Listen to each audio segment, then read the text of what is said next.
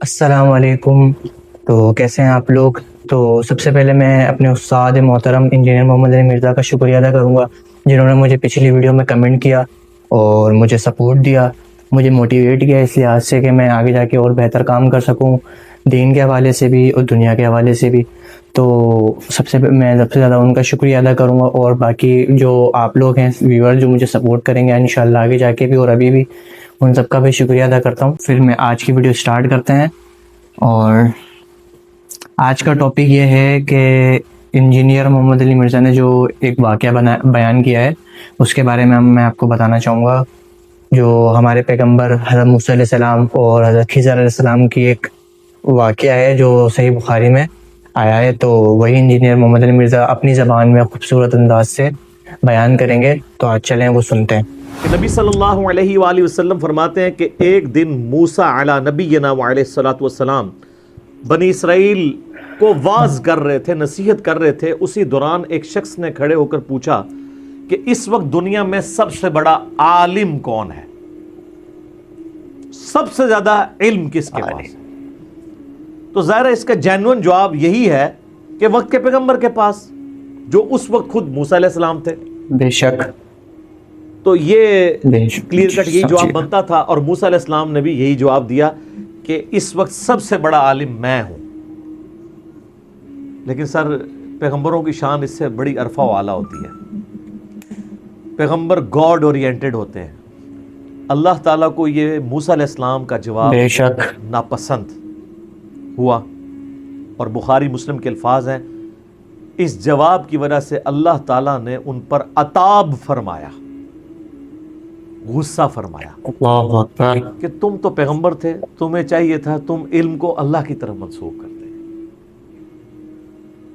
ظاہر ہے موسیٰ علیہ السلام نے آگے سے کوئی جسٹیفائی نہیں کرنا تھا کہ یا اللہ یہ تو مخلوق کی بات ہو رہی تھی، تیرا اور میرا کمپیریزن ہی کوئی نہیں ہے۔ لیکن پیغمبروں سے یہ ایکسپیکٹ کیا جا رہا ہوتا ہے کہ وہ گاڈ اورینٹڈ ہوں، کیونکہ انہوں نے مخلوق کو گاڈ اورینٹڈ کرنا ہوتا ہے۔ یہاں آپ کے بابے دعوے کرتے ہیں، بابے کی نظر بھی نہیں آتے دور دور تک۔ یہاں وقت کا پیغمبر، اولو العزم پیغمبر، 5 اولو العزم پیغمبر ہیں سورہ شورا کے اندر۔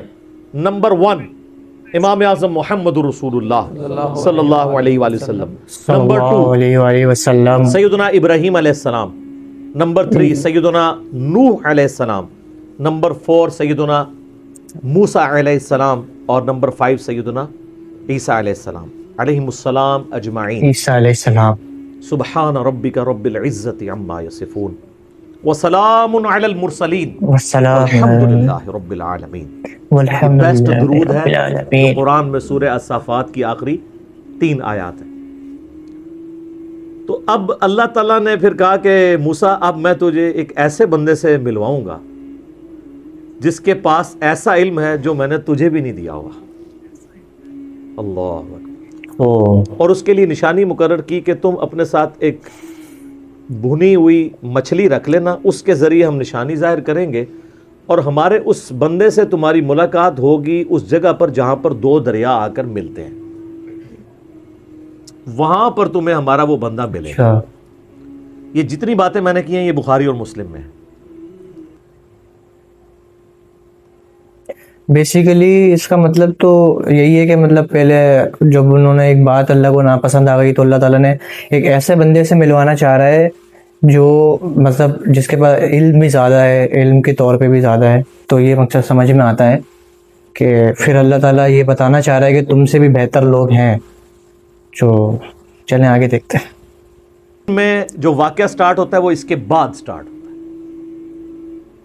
اور اس میں یہ نہ تو حضرت خضر کا نام ہے، بخاری مسلم میں حضرت خضر کا نام آیا ہوا ہے، اور قرآن پاک میں حضرت موسیٰ علیہ السلام کے اس ساتھی کا نام بھی نہیں ہے جس کو وہ اپنے ساتھ اسسٹنٹ کے طور پر لے کر گئے تھے، لیکن بخاری مسلم میں اس کا نام آیا ہے یوشع ابن نون، جو ان کے صحابی تھے، اور بعد میں موسیٰ علیہ السلام کی وفات کے وقت اللہ نے ان کو پیغمبر بنا دیا، اور وہ جانشین، خلیفہ اول بھی بنے اور جانشین بھی بنے اور پیغمبر بھی بنے، یوشع ابن نون علیہ السلام۔ قرآن میں سٹارٹ سورہ الکہف کی آیت نمبر 60 سے یہاں سے ہوتا ہے کہ موسیٰ علیہ السلام نے، وہ یاد کرو وہ وقت موسیٰ علیہ السلام نے اپنے اس نوجوان ساتھی سے کہا کہ رخت سفر باندھ دو، ہم نے ایک سفر کرنا ہے اور میں اس وقت تک سفر کرتا رہوں گا جب تک کہ میں اس مقام پر نہ پہنچ جاؤں جو اللہ تعالیٰ نے مجھے وحی کے ذریعے آگاہ کیا ہے۔ تو وہ دونوں چل پڑے۔ اب یہ جو آگے کی سٹوری ہے نا، یہ ساری قرآن کے اندر آتی ہے، لیکن کانٹیکسٹ بخاری مسلم میں تھا۔ تو وہ اپنا ساز و سامان ساتھ رکھتے ہیں، راستے کا کھانا بھی۔ آپ کے بزرگ جو ہے وہ کئی سال تک بغیر کھائے پیے زندہ رہتے ہیں، جو بزرگوں کے بزرگ ہیں وہ اپنا کھانا بھی ساتھ لے کے چلتے ہیں۔ یہ میں آپ کو ساتھ فرق بتاؤں گا، کیوں؟ تاکہ مرنے سے پہلے اے مسلمان کر لے اس پہ غور، کتابوں کا خدا اور ہے، بابوں کا خدا اور۔ یہ تو چھوٹی چیز ہے۔ بخاری اور مسلم میں حدیث ہے کہ نبی علیہ السلام کی مبارک زندگی کا جب 40واں سال شروع ہوا تو حضرت ختیجہ بھی نبی علیہ السلام کو کھانا باندھ کے دیا کرتی تھی غار ہرا میں جانے کے لیے۔ نبی علیہ السلام بھی اپنا کھانا ساتھ لے کے جاتے تھے۔ آپ کو کہانیاں کروائی گئی ہیں، تو جس کو کوئی زیادہ زوم ہے نا تو اس کا مکہ پانی بند کرتے ہیں، تو اب کیمرے کے سامنے اس کو لے آتے ہیں نا، وہ اس طرح کی روحانیت دکھائے نا ہمیں، سب جھوٹ ہے۔ سر قرآن میں تو حضرت عیسیٰ علیہ السلام اور ان کی ماں کے بارے میں سورۃ المائدہ کی آیت نمبر 75 میں کیا آیا کہ عیسیٰ اور ان کی ماں روٹی کے محتاج تھے، وہ دونوں کھانا کھایا کرتے تھے۔ بے شک ایسوں کو اپنے نفع و نقصان کا مالک سمجھ رہے ہو جو خود روٹی کے محتاج ہیں، بڑی ڈاڈی آیت ہے۔ تو عیسیٰ علیہ السلام بھی روٹی کے محتاج ہیں، تو آپ کے سارے بزرگ بابے جو اکثر ہے ہی جعلی ہیں، وہ اصلی بھی ہوں تو موسیٰ علیہ السلام کی جوتیوں کی خاک کے برابر بھی نہیں ہے، عیسیٰ علیہ السلام کی جوتیوں کی خاک کے برابر بھی نہیں ہے۔ بے شک۔ تو وہ رخت سفر لے کے چلتے ہیں، بھنی ہوئی مچھلی، اور ایک جگہ وہ راستے میں آرام کرنے کے لیے چٹان کے پاس کھڑے ہوتے ہیں۔ تو قرآن میں تو بس اتنا ذکر ہے، بخاری مسلم میں آتا ہے کہ وہاں پہ حضرت موسیٰ علیہ السلام کو اونگ آ جاتی ہے، اور اسی دوران وہ جو مچھلی بھنی ہوئی مچھلی ہے، قرآن میں یہ ذکر بھی ہے کہ وہ بھنی ہوئی مچھلی جو ہے وہ زندہ ہو کے پانی کے اندر چلی جاتی ہے۔ یہ اب وہ نشانی تھی مردے کا زندہ ہونا۔ یہ منظر یوشع ابن نون دیکھ رہے ہوتے ہیں، لیکن وہ موسیٰ علیہ السلام کو بتاتے نہیں، کیونکہ وہ ان کے آرام میں خلل سمجھتے ہیں۔ جب موسیٰ علیہ السلام اٹھتے ہیں تو یوشع ابن نون بھول جاتے ہیں یہ بات، اور سورۃ الکہف میں آتا ہے کہ وہ جب بعد میں ان کو جا کے یاد آتا ہے، وہ کہتے ہیں مجھے شیطان نے بھلا دیا تھا۔ آگے جب چلتے ہیں نا تو حضرت موسیٰ علیہ السلام کہتے ہیں مجھے تھکاوٹ ہو رہی ہے، تو وہ جو کھانا ہے وہ تو کھلاؤ نا مجھے۔ تو وہ کہتے ہیں حضرت وہ کھانا تو جب ہم وہاں رکے تھے نا چٹان کے پاس، تو وہ مچھلی جو ہے نا میں نے دیکھا وہ زندہ ہوئی اور پانی میں چھلانگ لگی۔ اور نہ کیا تیرا بھلا ہو جائے اللہ دے بندے، وہی تو وہ جگہ تھی جہاں میں وہ بندہ ملنا تھا۔ تو قرآن کے الفاظ ہیں وہ الٹے قدم واپس پلٹتے ہیں۔ اب موسیٰ علیہ السلام کو بھوک بھی بھول جاتی ہے، کیونکہ اصل تو چیز وہ ہے۔ اچھا، ڈاکٹر سرار صاحب جب یہ واقعہ بیان کر رہے تھے نا بیان القرآن میں، تو کہتے ہیں کہ یہاں پہ علماء اور بزرگوں نے بتایا ہے کہ حضرت موسیٰ علیہ السلام کو تھکاوٹ اس لیے ہوئی کہ وہ اس سے آگے چلے گئے تھے جو اللہ نے ان کے لیے جگہ مقرر کی تھی، پہلے ان کو تھکاوٹ نہیں ہوئی۔ تو اب وہ فوت ہو چکے ہیں، اللہ تعالیٰ ان کی مغفرت کرے، ہمارے استاد ہیں۔ بالکل سر یہ بخاری مسلم میں لکھا ہے کہ نبی علیہ السلام نے فرمایا ہے کہ حضرت موسیٰ علیہ السلام کو تھکاوٹ اس لیے ہوئی کہ وہ اس مقام سے آگے چلے گئے تھے، یہ بزرگوں نے نہیں فرمایا، ٹھیک ہے۔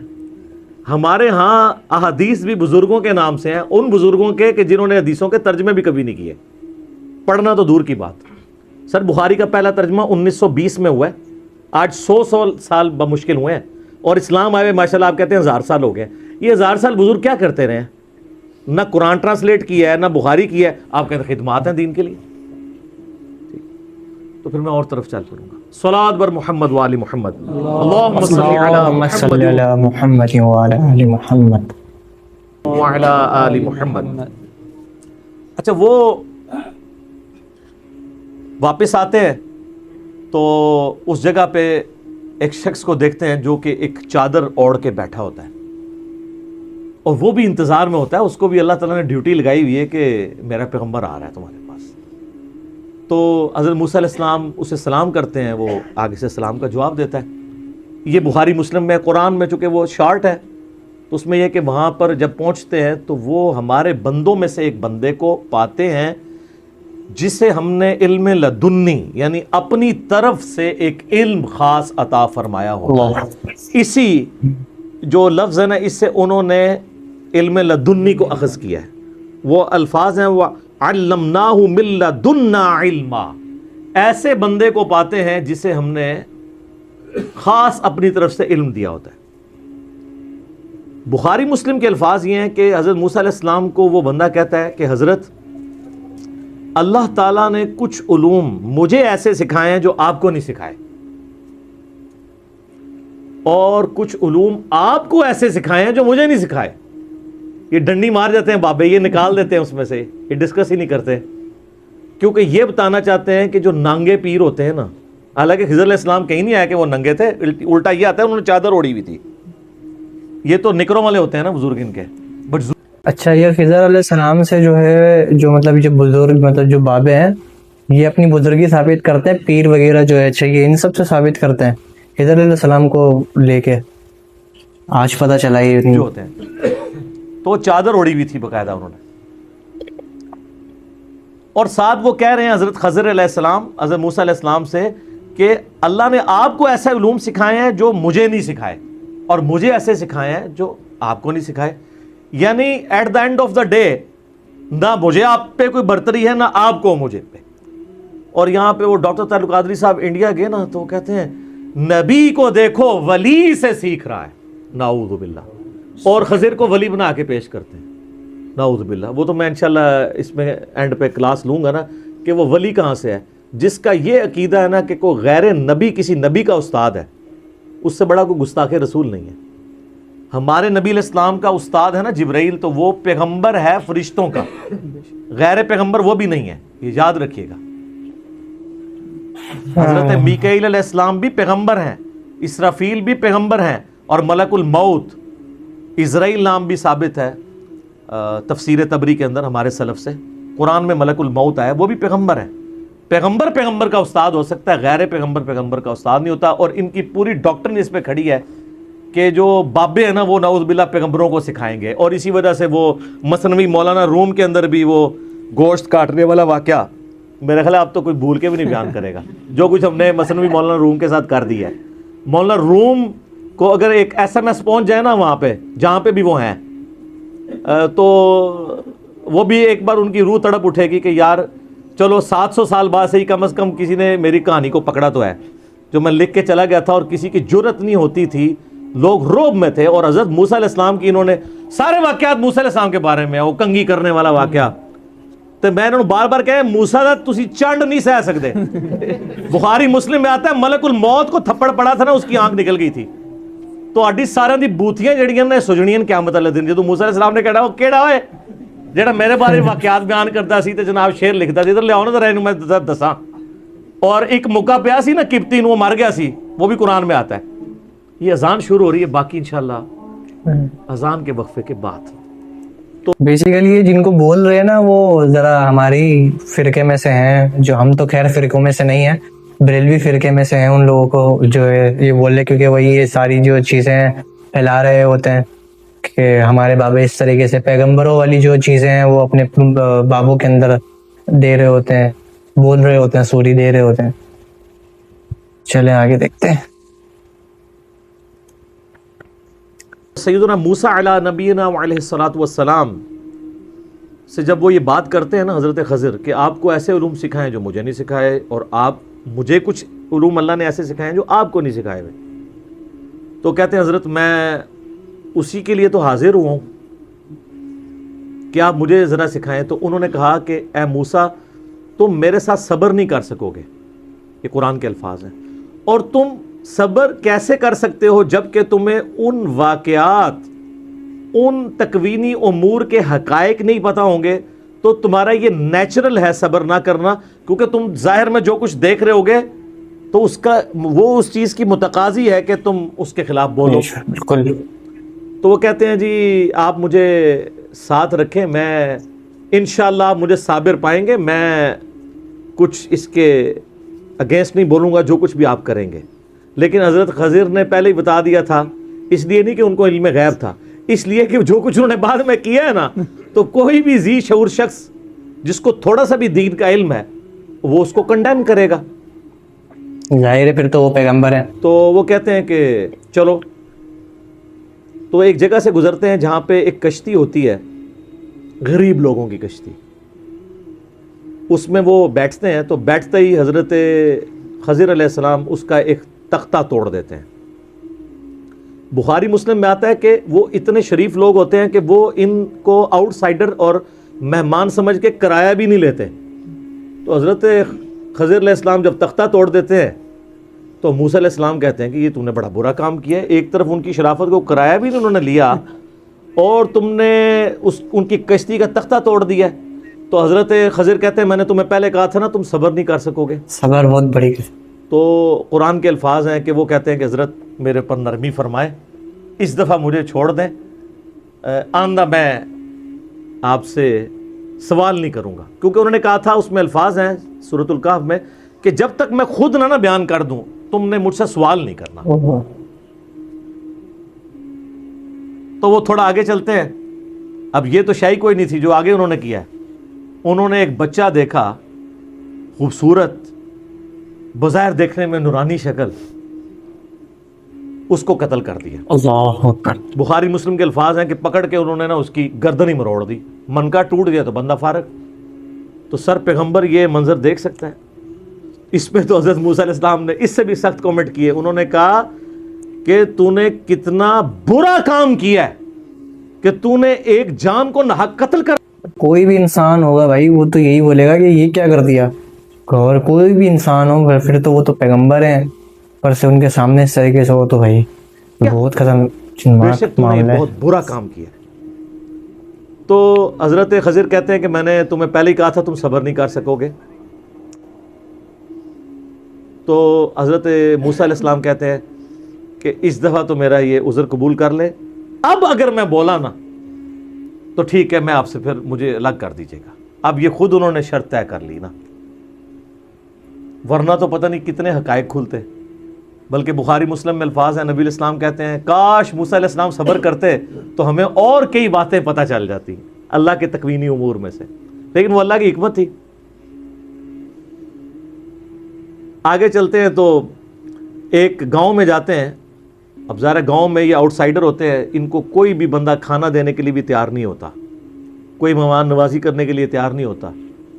الٹا وہاں پہ ایک دیوار ہوتی ہے جو گرنے کے قریب ہوتی ہے، حضرت خضر علیہ السلام اس کو سیدھا کر دیتے ہیں. اس کے باوجود اس گاؤں کے لوگ نہیں کہتے کہ یار انہوں نے مفت میں ہمارا اتنا بڑا کام کیا، چلو 2 وقت کی روٹی، ہم ان کو 1 وقت کی روٹی تو دے دیں، کم از کم مہمان ہے. بغیر معاوضے کے وہ کرتے ہیں. تو حضرت موسیٰ علیہ السلام کہتے ہیں یار تم اس کے عوض ہی کم از کم ان سے کھانا ہی مانگ لیتے، یہ تو ایسے لوگ ہیں اور تم ان کے ساتھ یہ کر رہے ہو.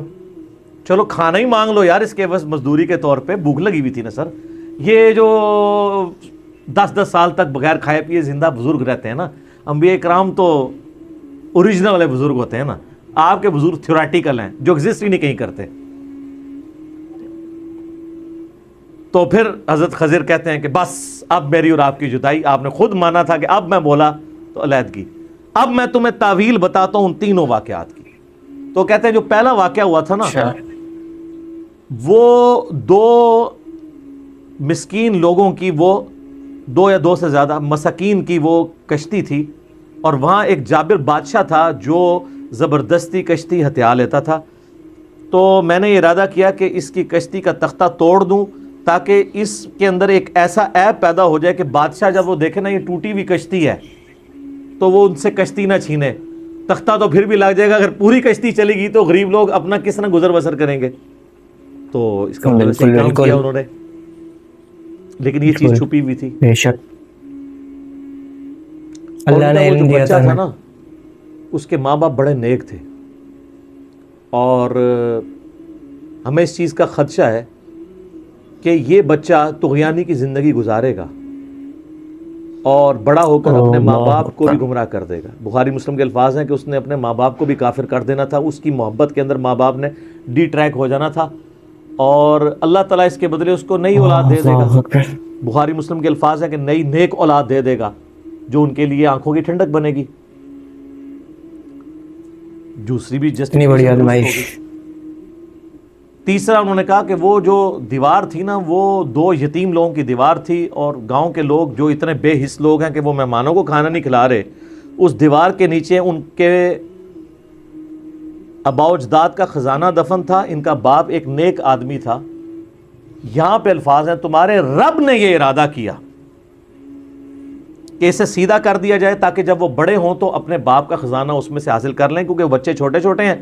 ابھی دیوار گر جاتی، خزانہ باہر آ جاتا، تو جو گاؤں والے مہمانوں کو وہ ایک روٹی دینے کے لیے تیار نہیں ہیں، اتنے کنجوس ہیں، تو انہوں نے ان کی دولت ہتھیار لینی تھی. جب بڑے ہوں گے تو اللہ اپنی رحمت سے ان کے لیے ایسا معاملہ ظاہر کرے گا کہ وہ دولت ان تک پہنچ جائے گی.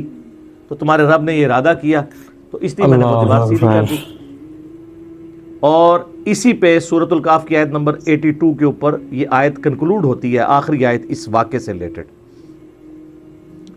اور وہ الفاظ ہیں سورۃ الکہف کی آیت نمبر 82 کے کہ حضرت خضر علیہ السلام کہتے ہیں کہ یہ جو کچھ بھی ہوا یہ تمہارے رب کے ارادے سے ہوا، اور تمہارے رب نے یہ ارادہ کیا کہ ایسا کیا جائے. اور اس کے بعد کنکلوژن کن الفاظ پہ ہے، وہ کنکلوڈنگ ہے، وہ آپ کو بات سمجھ بہت سے لوگ یہاں پہ یہ بولیں گے، کیا نام ہے، اگر جو لوگ قرآن کو صحیح سے نہیں سمجھتے وہ بہت سے لوگ یہ بولیں گے کہ حضرت خضر علیہ السلام کو غیب کا علم تھا. حالانکہ یہاں پہ اللہ بھی کلیئر کر رہا ہے کہ یہ سب کچھ اللہ نے کیا اور ان کے علم میں ڈالا ہے، لیکن ماننے والے تو پھر وہی ہے نا.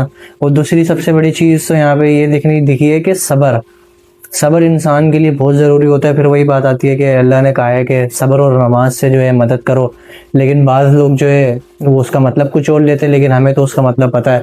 صبر بہت بڑی چیز ہے، اور جو مشکل وقت ہوتا ہے اس میں کس طریقے سے انسان کو جو ہے نا اللہ کا شکر ادا کرنا چاہیے، سب سے بڑی چیز تو وہی ہوتی ہے. ابھی یہ جو 3 کہانی سے ہمیں یہی پتہ چلا ہے کہ جو 3 جو واقعات ان کے ساتھ ہوئے ہیں، حضرت موسیٰ علیہ السلام تک جو ہے کیا نام ہے سوچ میں پڑا ہوا ہے، تو ہم تو پھر شے ہی کوئی نہیں نا. تو یہ بہت سوچنے والی اور دیکھنے والی چیز ہے کہ اگر انسان امیجن کرے تو یہ باتیں بہت گہری ہیں. لیکن باقی حضرت خضر علیہ السلام کو جو اللہ نے علم دیا ہے، اگر ہم ان سے سیکھیں تو ہماری زندگی آسان ہو جائے. چلیں جو آخری آیات جو یہ بتا رہے ہیں انجینئر ہمارے استاد، وہ سن لیتے ہیں. آ جائے گی کہ یہ پورے کے پورے واقعے کی تعویل کیا بنتی ہے. اعوذ باللہ من الشیطان الرجیم. وما فعلتہ عن امری، میں نے اپنی مرضی سے یہ کام نہیں کیا. کلیئر ہو گیا یہاں پہ. اگر کوئی شخص یہ کہے کہ میں نے اپنی مرضی سے نہیں کیا اور کیا اس نے ہو، تو مراد ہے اسے گائیڈ لائنز کس سے مل رہی ہیں؟ اللہ سے. اور اس سے پہلے اسی آیت میں آیا ہے فَأَرَادَ رَبُّكَ أَن يَبْلُغَا أَشُدَّهُمَا، تیرے رب نے یہ ارادہ کیا کہ جب یہ بچے جوان ہو جائیں اس وقت دولت ظاہر ہونی ہے. وَمَا فَعَلْتُهُ، آگے بیچ میں الفاظ پھر اینڈ پہ وَمَا فَعَلْتُهُ عَنْ أَمْرِي ذَلِكَ تَأْوِيلُ مَا لَمْ تَسْتَطِعْ عَلَيْهِ صَبْرًا، یہ ہے ان باتوں کی تعویلات جس پہ تم صبر نہیں کر سکے. یہ سر یہ پورا واقعہ ہے. اوہ بھائی ویڈیو تو اینڈ ہو گئی ہے آج کی ویڈیو. آج ہم نے حضرت موسیٰ علیہ السلام اور حضرت خضر علیہ السلام کا جو واقعہ سنا، ٹوٹلی یہ آزمائش اور صبر سے ریلیٹڈ تھا کہ انسان کو کس طریقے سے صبر کرنا ہے. اتنی بڑی چیز معلوم ہوئی اور اتنی بڑی چیز جو ہے دیکھنے کو ملی نبی علیہ السلام کے ذریعے. تو بس آج کی ویڈیو ہم اینڈ کرتے ہیں. انشاءاللہ آپ کو میری ویڈیو پسند آئی ہوگی، اور کیپ سپورٹنگ می.